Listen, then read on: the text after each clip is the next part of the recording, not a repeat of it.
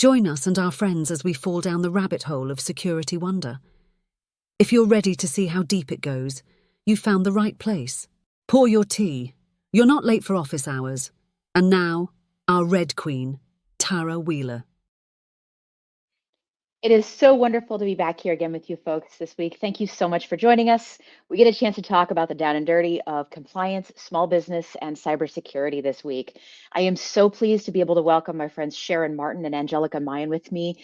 This week, we're going to talk about how hard it is to get SMBs to listen to us when it comes to starting cyber compliance early, cheap, and slow.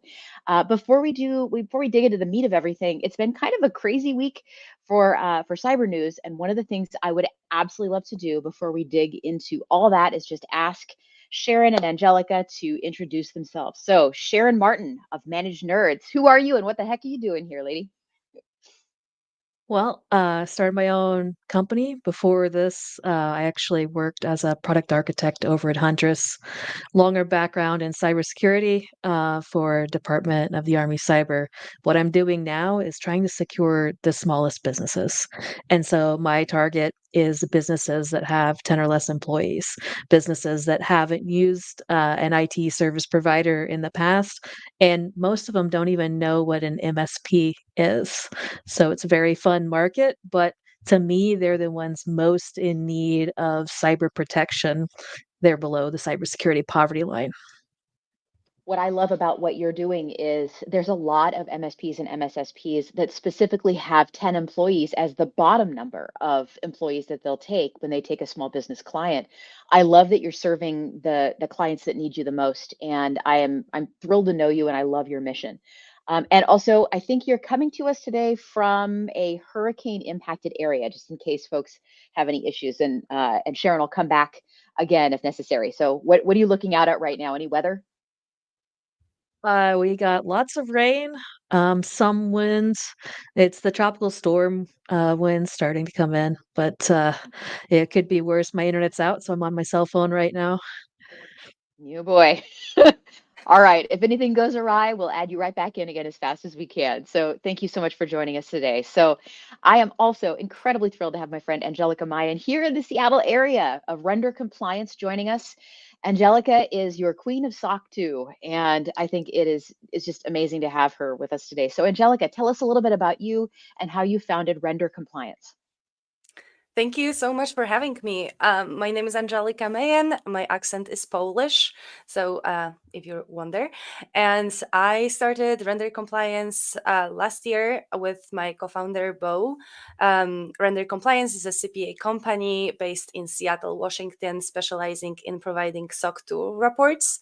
Our clients are, our client target is really startups from 100 people plus to probably 2000 and employees. And we created Render Compliance because we want to, and we do provide the same level of the quality as the large accounting company, but thanks to our automations and using and being very tech focused, we are able to deliver SOC 2 much smoother and quicker than others.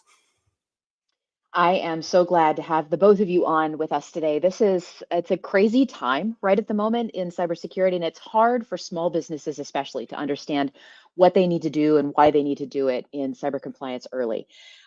So I'm so glad, and at least part of the reason why it's such a crazy time is right now I feel like all of us are also dealing with clients who are asking us questions about AI, phishing, a bunch of conversations, I think, at this point about how do we protect ourselves from these crazy threats where half the small business owners we're talking to still think it's in the realm of sci-fi, and the other half are like, yeah, how do I fix my credit card problems I have from this issue?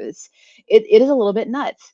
So this story just came out this last week. It's small businesses are getting targeted by just massive quantities of AI powered scams. And this is correct, it's scams. We invent words, vishing, phishing, business email compromise, whatever, but this is just scamming people.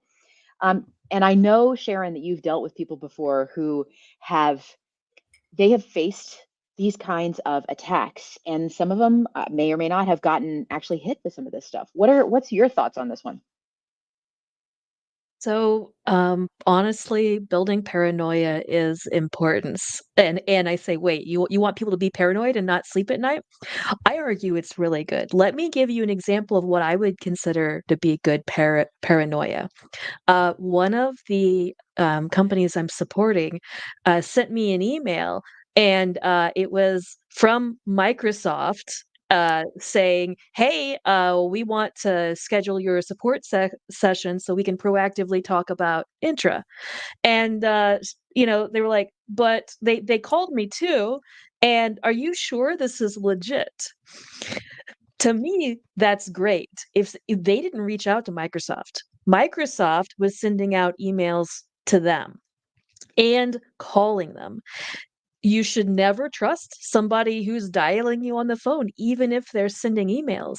And as with the advent of all the data breaches, every day you see more and more data breaches, and the fact that AI makes things a lot easier to generate realistic emails.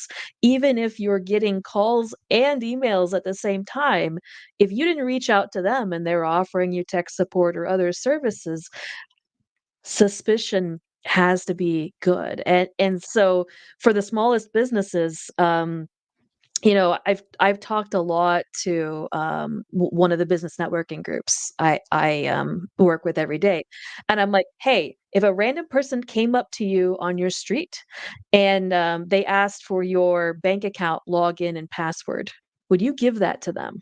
And they're like, no. And I'm like, okay, so when somebody sends you a message and they're asking for your bank account password, or they call you and they're asking for your bank account password, why would you give it to them? They're a random stranger. And so thinking about those interactions from a personal perspective helps too. If you actually were with that person in person, would you even give it to them if you didn't know them? Okay.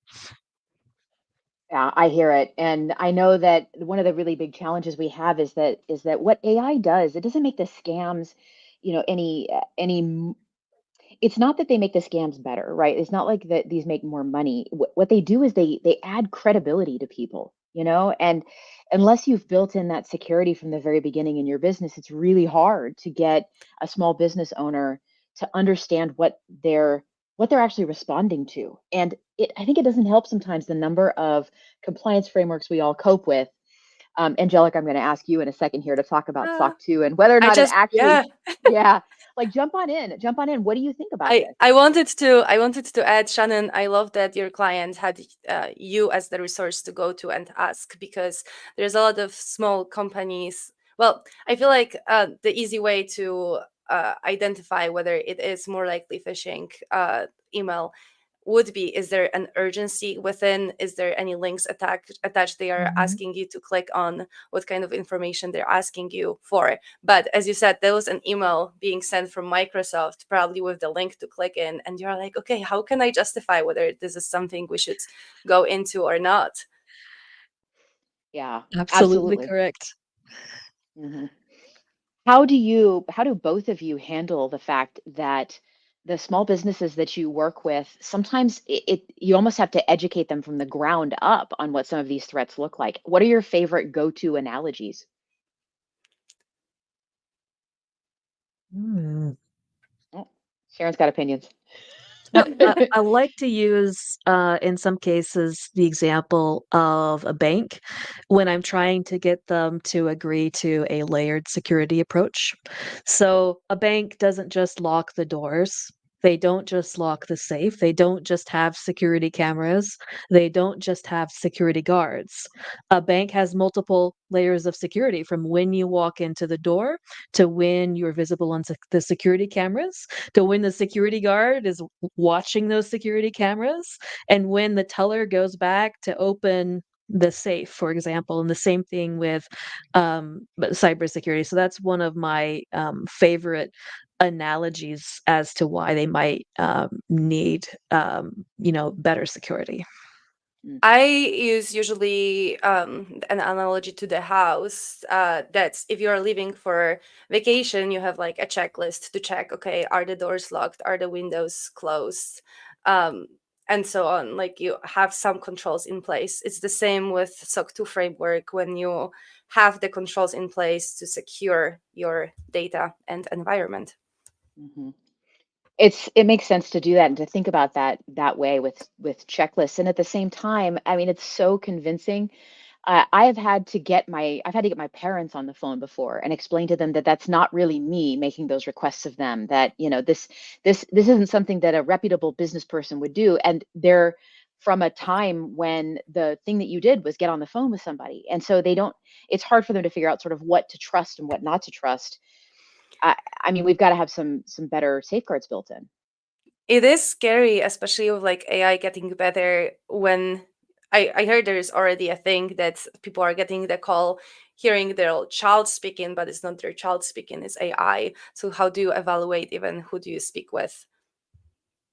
I genuinely don't know. I know that it's happening more and more, and just responding to that is meaning that if I can bring this one up, one of the things that I saw this week, and I know I passed along to you folks, is the House right now is trying to pass a bill to improve the fact that there is a big backlog of cybersecurity jobs that are going unfilled in the government, and it's super fascinating to see this right here and to kind of understand the logic behind it. I think the biggest challenge at the moment is they just want to reduce the degree requirement from a 4-year degree to a 2-year degree to improve the number of people who can help with people who've gotten scammed on Social Security. They need to make a call to the government. Like this feeds directly into it, right? Is where's the support network for it? And I can't, how on earth would right now would removing a 4-year degree requirement and putting a 2-year degree requirement in its place meaningfully address this? I'm not really sure how to. Like my degree is not even in cybersecurity, right? And I know so many people that come into this field sideways. I don't know how this actually solves the problem other than maybe a little bit of paper over it. Can you think of any way this helps? Yeah, it sounds like they should more focus on the experience rather than, as you said, the piece of paper. Because yeah, my background is also law, which is not connected to cybersecurity. Um, then I did management information system, but I know so many people who are in this field who have associate degree or don't. They just finished the high school and they are an amazing employees and know cybersecurity very well. Yeah. And Sharon, you served, you're a veteran, and thank you for that. I mean, you come out of Department of Defense. How many of the people that you know going from, DOD as enlisted would have 4-year degrees, even going into, government jobs like this? I didn't have a 4-year degree when I got out. I finished that Mhm. after I got out. I had an associate's degree before I went in, so most of them don't have degrees at all. And there were cases where, for certain positions, they would waive the degree requirements based off of your MOS and past experience. But Mhm. there's a bit of a bigger problem to address, and going back to the experience and the training part of it.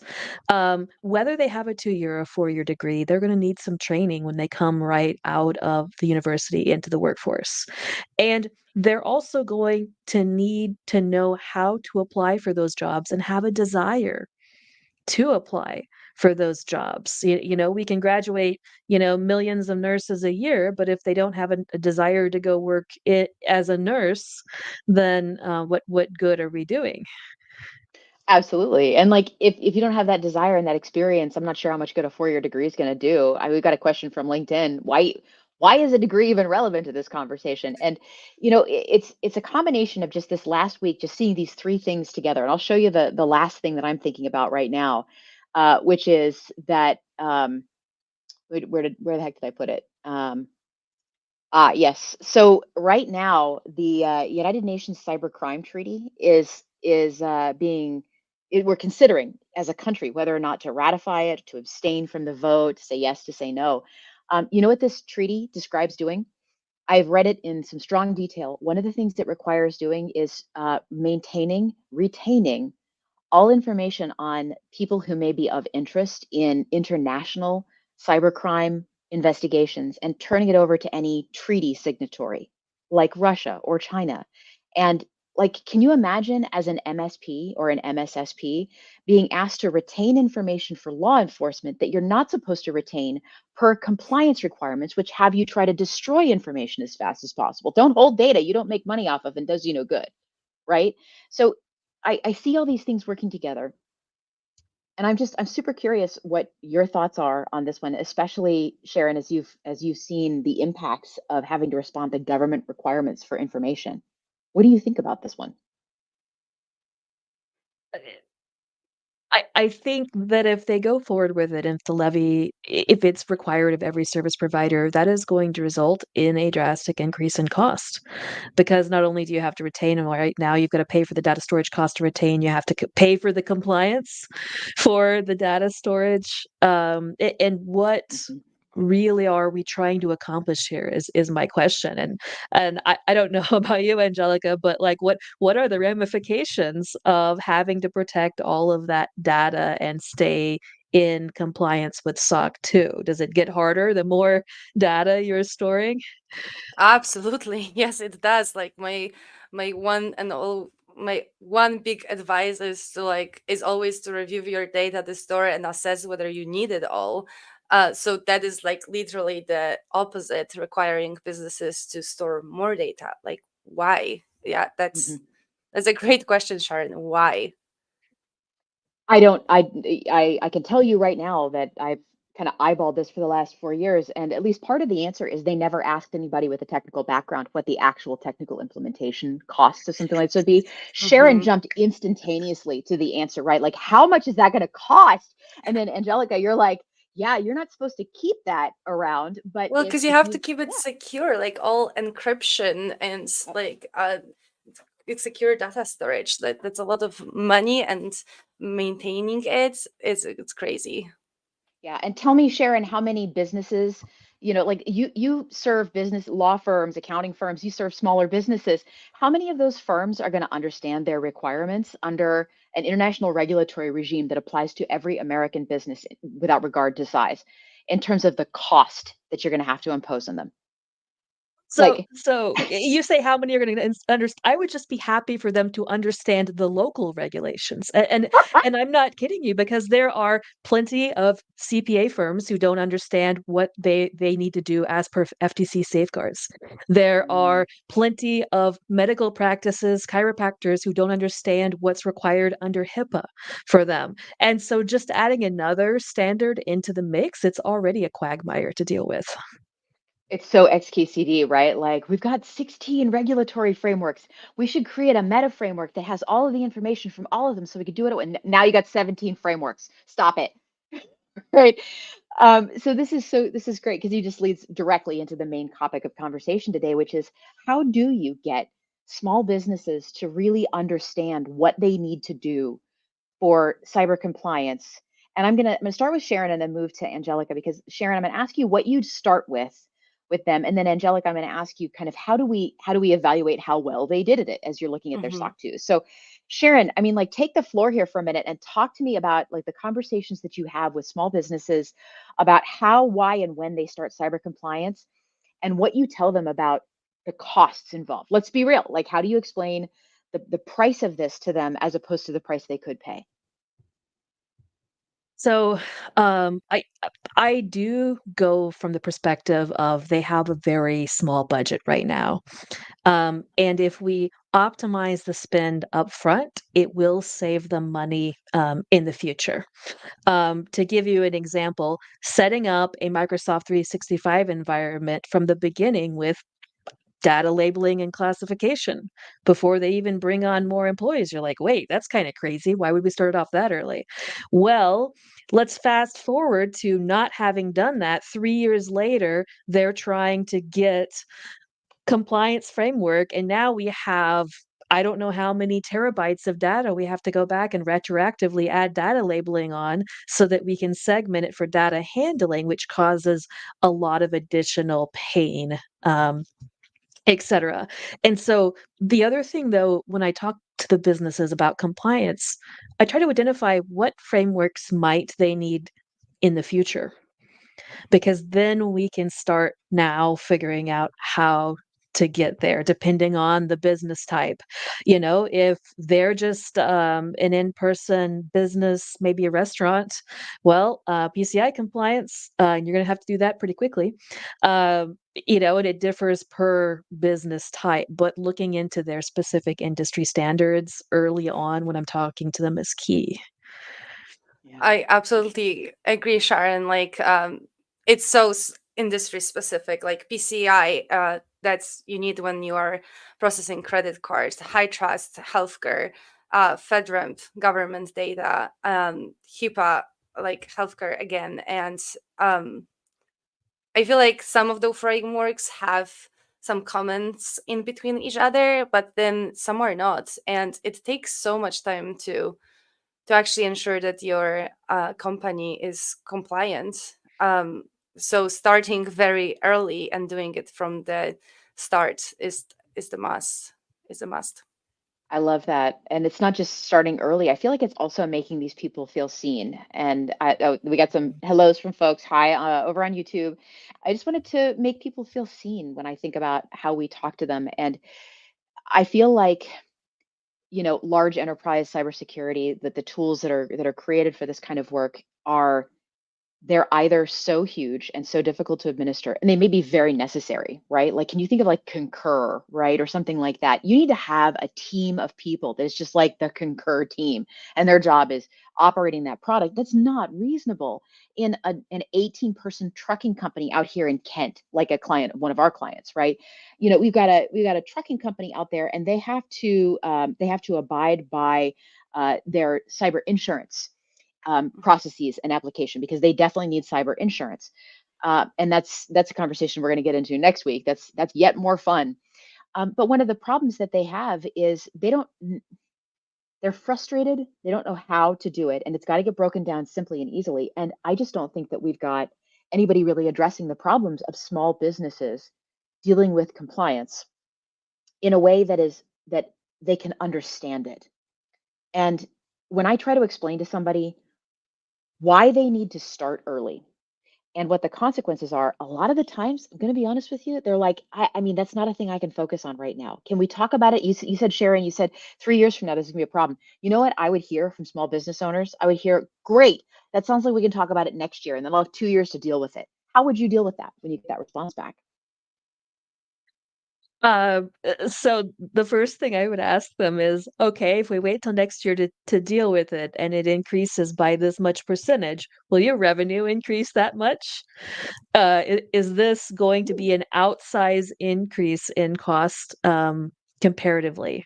And the next thing, though, we go back to meeting them where they're at. They're saying, okay, well, we're not okay with implementing all of these standards. Well, okay, what parts are you okay with implementing? Can you give me any leeway here? And if they're not willing to give any leeway, my question then is, have you started a business with the intention to not pay your taxes? Because these are kind of your cyber taxes. Would you run your business without business liability insurance? Is that a good business decision? And it is sometimes, unfortunately, you're going in circles. And where I try to do it sometimes too is build in a little extra leeway, right? If they're not using the normal amount of support hours I would expect them to use, well, can I go in and help increase their Microsoft Secure score a little bit on the side? What can I do to make them secure without even affecting them? And maybe they don't even realize it. Well, I'm still helping. What are some of the examples of the things that you might do? I mean, it's little stuff. So in Exchange, you can go in and apply the additional security defaults so that more phishing emails are quarantined. They're less likely to make it to the user. And you can also add in the banner that shows, hey, you haven't talked to this person much in the past. Again, it's very low effort. Also, just setting it up so their devices are even joined to Intune. Mm. That often does not happen as early as it should. And so you'll come into a person who they're using Microsoft 365. You even got them to buy Business Premium and their devices aren't in Intune. Well, the moment you can get them in Intune, you can start making sure that they have managed updates and enforce maybe ASR and some other protections on the host. So it's the little stuff. The majority of the businesses, especially if they're on newer systems, they don't even notice when you add in most of the ASR rules. That's awesome. That's a great solution. I love that. And I feel like if that's happened in the background, they may also not appreciate what you're doing, especially if they're going to have a conversation with somebody like Angelica and they don't know any of this has been happening. And then you've got to have that conversation about what has actually been done so far. Mhm. So yeah, like Angelica, I kind of want to ask you, what what do you see walk through your door and how do you explain it? Because I know you've had at least a few customers, and we've talked about this, kind of walk through your door. They've never touched security ever. And they're like, I need a SOC 2 by next Thursday, right? That's great. Well, first I ask why do they need SOC 2? Because is there actually a need of that, or they can satisfy their clients' needs by providing them something else? Because unfortunately, SOC 2 needs a lot of resources. Yeah, full stop. With the first of all, the people understanding what is the process and being able to talk about their process, and second, time. When the company comes to us because they need a SOC 2 report, that means that we will have to meet with the CEO, the IT developer, um, security analyst, to speak about their processes. So that's the time that they are away from their task. Second of all, we're asking a lot, unfortunately, a lot to provide us a lot of evidence. Usually that list I was checking lately, it's around 150 items. We ask for policies, we ask for configurations. Can you provide us the risk assessments, onboarding checklists, offboarding checklists? So there is a lot for their team to spend a lot of time on the SOC exam besides doing their day-to-day job. I feel like there's not a lot of people that understand the difference between doing like a NIST SMB 7621 assessment with the 27 questions for small businesses and SOC 2, and they'll come to you and ask you for the SOC 2, and they could just be doing the 7621. They don't even have to do the entire CSF, which is the 800 171. Just going to say numbers and letters until everybody just gives in and agrees with me at this point. So I feel like there's a lot of businesses that don't even understand that, and if they did, and they understood that they wouldn't have to do something so burdensome if they matched the level of security compliance required to the relationship that they're trying to enter into, right? Like if you're trying to enter into a relationship with the US government in some way or another, you're probably going to have to do either you're going to do FedRAMP, you're going to have to do like, and remember folks, FedRAMP is something like 512 companies have ever been certified in FedRAMP. So calm down about it. But CMMC, that's different. And Sharon, I know that you've been talking about getting your clients right sized for the kind of compliance they need. How many of them have asked you to help them with SOC 2 or with security awareness for SOC 2? And you're like, actually, probably what you need is just CMMC or the CIS controls or something like that. So, believe it or not, the compliance questions I for SOC 2, I've really only seen out of a small software as a service companies. And they're typically coming from to me to meet security awareness training. And sometimes it ends up with me also providing additional security for their systems, things that will help them meet SOC 2 compliance, because that's a very obvious need, security awareness training. And then they don't understand the difference between AV and EDR. And we go from there. From a CMMC perspective, there's obviously been a lot of queries on, oh, well, I need to get a 2.0 level 2. Um, most of them have Mhm. not looked at the Federal Register, where there was an estimate of the smallest businesses who use basically their equivalent of MSP in the Mhm. terminology to help meet the requirement. Do you want to know what the estimate was to get a CMMC 2.0 level 2 Yes, I do. compliance? I want to know very Uh, badly. it was over $100,000. Are you That was serious? the price that they estimated, and this wasn't to bring them into compliance because the Federal Register was like, "Oh, well, they should already be compliant if they're federal contractors because those standards in CMMC2 are just already the standards we would be enforcing for CUI handling." So that cost is just the estimate of the hours of labor provided that needed to prepare for the audit and complete the audit for CMMC 2.0 level 2. And that was for smallest businesses. Obviously, it was a larger cost for people who had internal employees, like they were counting on outsource. And there's a whole calculated value of like how much they expect the hourly labor rates to be. Didn't really seem that far off from what I've seen, MSPs charge for hourly count, but it's over $100,000. And there was a local government subcontractor I was talking about up to that the other day, and I'm like, "Hey, are you sure you yourself will need to handle CUI? Hmm. Do you know that?" Because there's the concept of maybe you're just getting the FCI portions, and maybe as a subcontractor, your prime is the one who has the CUI data, and maybe your consultants are coming in and working on their systems if they need to handle CUI. But none of that is well spelled out for the smallest businesses, so it's just a quagmire. I could talk all day about it. Yeah, I agree, and the challenge on that is how do you explain to a small business the cost differential between doing the assessment that's likely right-sized for them and doing something like that? Because I mean, Angelica, I know SOC 2 is expensive, and Mhm. it's I SOC 2 at $100,000, that's not unreasonable for a very large organization, right? For small businesses, I know that you offer it at folks at a very competitive price. We're actually going to start with with Angelica pretty quickly here too. And one of the reasons for that is we get asked about our SOC 2. Why? Red Queen Dynamics is a 10-person company right now. We shouldn't be getting asked that question. We're doing it. Why? Actually, because I think it's kind of fun. I know. We also got cyber insurance, even though we didn't have to, because I thought it was fun to do.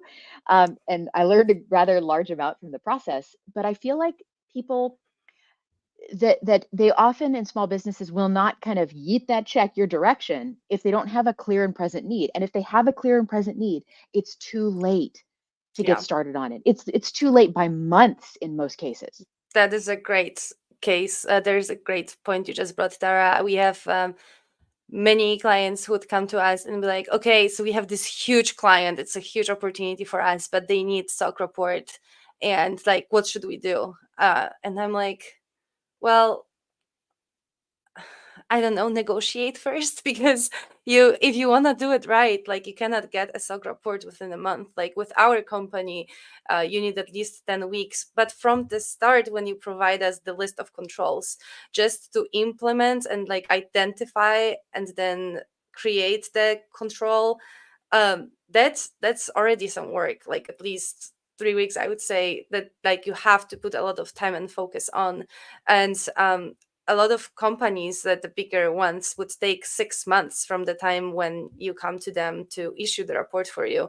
Um, so so yeah, that and we had some people who came and be like, okay, yeah, we lost that huge prospect because we didn't have a SOC. So now we're gonna get it because maybe in the future the opportunity will come again.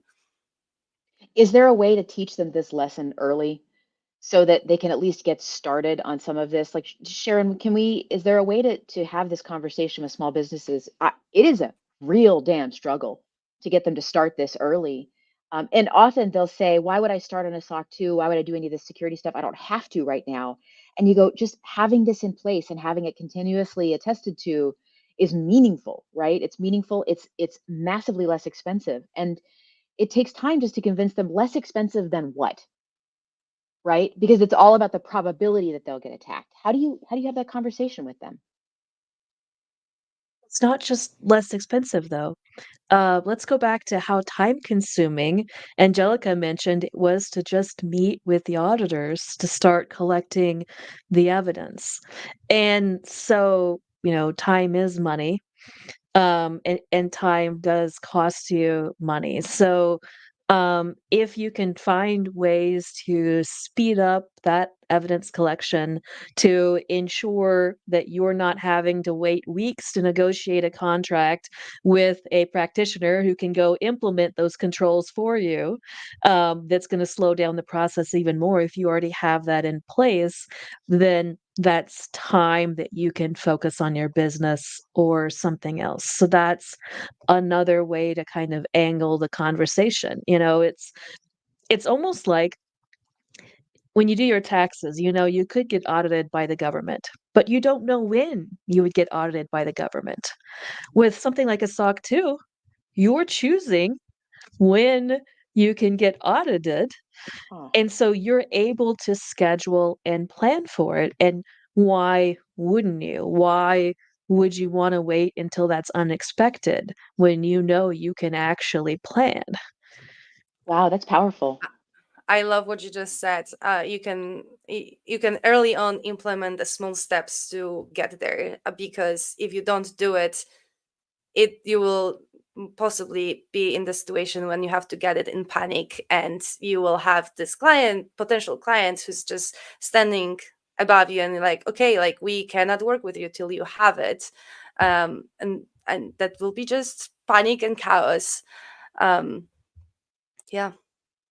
That's devastating, but what a powerful analogy that actually was. And it's one of the reasons I like doing this kind of conversation with folks is just finding out the analogies they use to explain stuff to their clients is it's so valuable. I just wrote down what you said, like choose when you're going to experience this pain, right?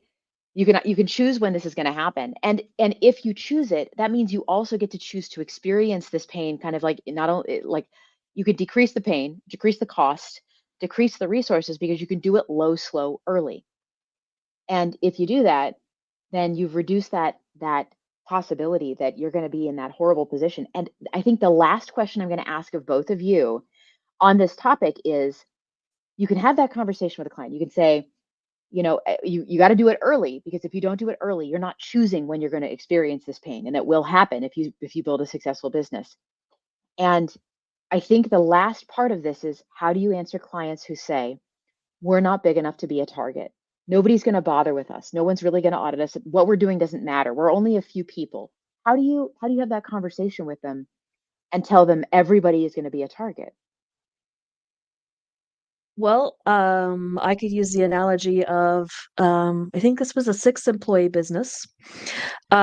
They supported law firms. They were essentially the outsourced, call them paperwork pushers, right? They were preparing some of those legal documents, and they experienced a business email compromise.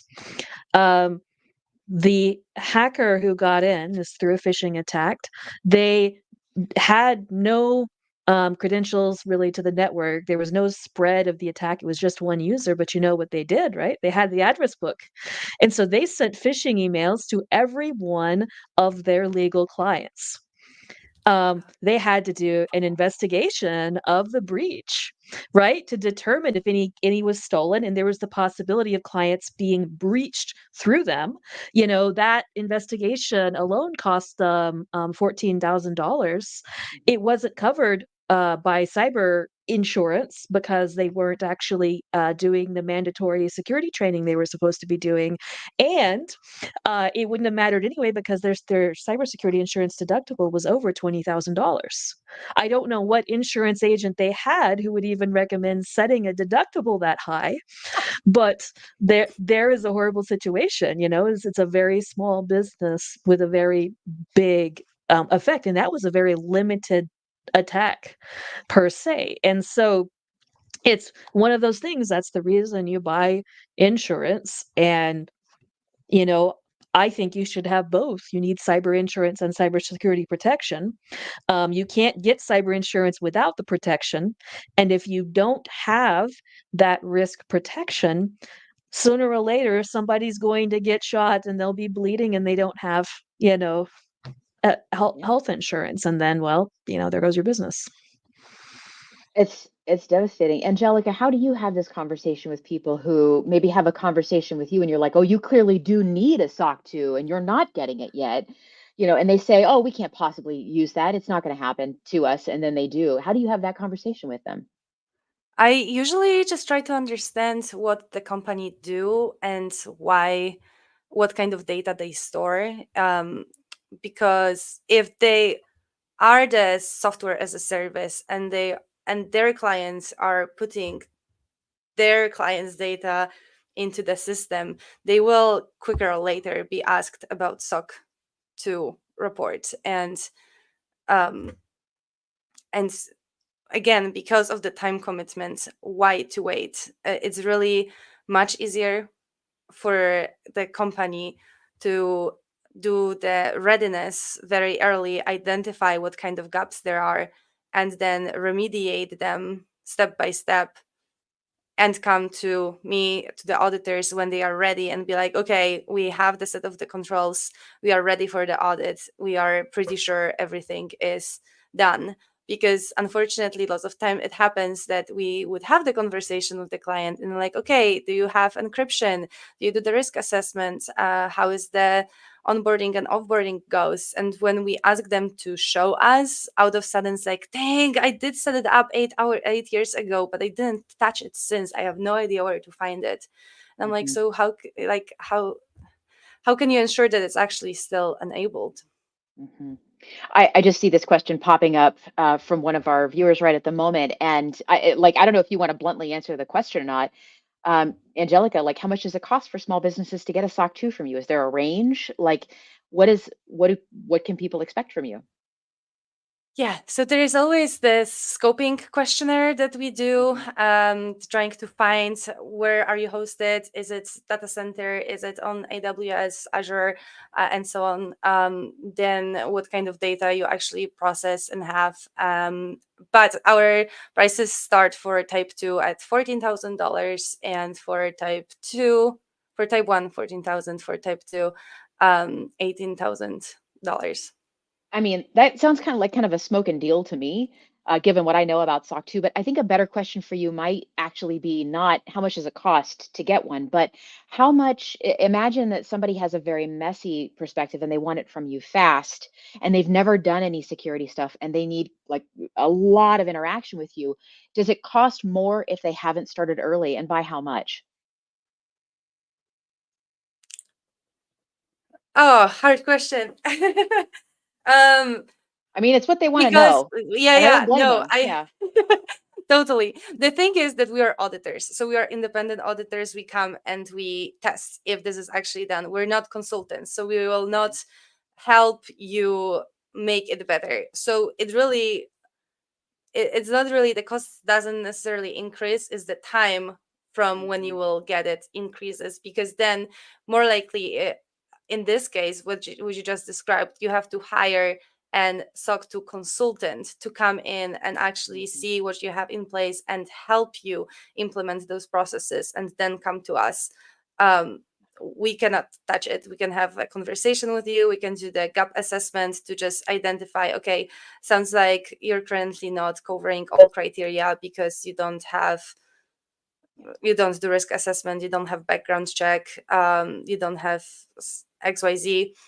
And then to implement it can take a lot of time. So then unfortunately it won't be possible to get the SOC 2 with meeting our criteria. See, this is how you know you're talking to an expert, because the first two words out of their mouth is "it depends," right? And I hate and that. I know it's I how you know really you're talking do. to somebody who knows what they're doing, because they're like, "Oh, well, it depends on a whole bunch of stuff and the factors, and they keep all this." That's how you know you're talking to somebody who knows what they're doing. So Sharon, I'm watching you nod your head too. It may not be that you're spending that money directly on the SOC 2 auditors. It might be that you're spending a lot of money on an MSP or MSSP, to do a fire drill with you. Have you found that that's the Correct. case? I found it can be more expensive because, well, even take it from the SOC 2 perspective, since there are additional requirements levied for SOC 2, you're looking for an MSP or another provider who can produce that documentation needed. And so that narrows down even your pool. Then you're looking for somebody who's going to make the time for you. A lot of managed services providers aren't going to do that unless you have a continuing relationship. Well, then there's negotiating the contract with your managed services Mm. provider that adds in time. But I would argue it's probably going to cost Angelika at least some more, because let's say they come to you and you do the gap assessment and you Mhm. say, hey, sorry, you're not going to be able to make it. You need to go to an MSP. And then they come back again. You're going to have to look at some of that same data over again. So there is a labor increase from your side, to at least some extent. Yeah. All right. So we've had an incredible conversation about how to translate this stuff for small businesses, and it's so hard to get them to understand that if you start early, you're handling your business so much easier. Like getting an accountant early instead of 5 minutes before the taxes are due, right? You know you're going to have to do it. You know you're required to do it, but you put it off and put it off, and all of a sudden it's a mess, and you got to pay last minute money, and it's hard to deal with. So I love that analogy. That's absolutely amazing, Sharon. Here's the last part of what we get to do in our conversation today, my queens, my fabulous friends, which is I get to ask you the question that I ask everybody when they come on the broadcast, and that is this. Um, we all, when we get together at the bar after the conference, or we're talking to each other, and just hanging out, those of us in information security perpetually imagine the other thing that we could be doing. Like the number of people I talk to who have opened a brewery, they have like a coffee roaster. We got a good friend, Tony Hunt has a coffee roaster. They want to be a blacksmith. I'm thinking about some of my friends who do like embroidery and things like that. I personally want to run a farm in Eastern Washington and just like make Calvados, right? And just like that's what I would do if I wasn't doing information security. I've heard people say things like ship captain and astronaut. Like, if you weren't doing this, what is the thing that you would be doing? Who has an answer for me? I think I do. I think I would be doing hiking, skiing, mountain biking for women specifically, because Oh, the I feel like all those outdoor active, I mean, not all, hiking is not that expensive, but a lot of outdoor activities are very expensive to get the gear, so I'd like to have the rental of those gears and then be able to go together into the woods, because I feel sometimes unsafe when I'm on my own. And I did talk to a lot of women who are like, yeah, I would love to go for a run on a mountain bike, but I'm afraid to go alone. So do something with a group of women to spend time outdoors. do you want to go mountain biking with me? Like you live like Yes. a ways away from me, but we will absolutely go mountain biking, like over on Tiger or something like that. Oh, I love Yes, it. I would love to do that. Okay, that sounds like so much fun. Okay, Sharon, what would you do if you didn't do this? So it's a toss up. I love to bake, and so might run a small bakery. And then more recently, I've gotten into art to some extent, as kind of stress relief. And so it's like if I could spend all day with some charcoal or, a chalk pastels, that also would be pretty enjoyable. Wow, I love every part of that. I So love all that. right, Sharon, let's wrap this one up. Starting with you, thank you for coming to us today. You're at managednerds.tech, folks. You can find the URL right down here below, managednerds.tech. So yeah, Sharon, is this how to reach you? What do you want people to take away from this broadcast? Why should they reach out to you today? Well, don't just reach out to me, reach out to your local IT company. Period. I think what I want folks to take away is if you're a small business listening to this, start talking now to a company who can help you plan your technology budget early. Otherwise, you're going to end up spending your money on redundant services that you may not need, and you may miss out on buying the important things like cybersecurity protection. It's wonderful. Glad to hear it. All right. And Angelica, tell us how folks can get a hold of you. We got their URL right down here below, render compliance. Anything you want folks to take away, what would you tell them to do if you could tell them anything? If you need a SOC report and you care for it to look good and be um, accurate, to accurately talk about your system, reach out to Render Compliance, because we love to do quality SOC 2 reports and we will not issue something that you will be ashamed of. So So come to us, and you can reach out to us by going to our website or contacting me directly on LinkedIn. That is absolutely wonderful. It was absolutely joy-filled to talk with you all today. I love doing this so much. Thank you so much for your perspectives. I've learned a lot doing this with you both today, which is always what I like to do. I just like to sit here and get taught stuff by smart people. It's absolutely amazing to me. So it was just fabulous and wonderful, folks. I am looking forward. Thank you again, Sharon, Angelika. I am looking so forward being here with you again this next week, and I am really hoping.